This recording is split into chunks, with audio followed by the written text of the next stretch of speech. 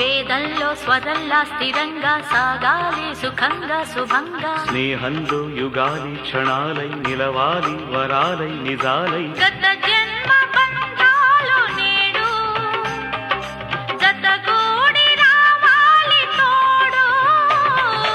గగనాల పందిళ్ళలోనా సగభాగమవుతాను నీకు. ఇక సుముహూర్త మంత్రాలలోన శృతి చేయి అనురాగ వీణ.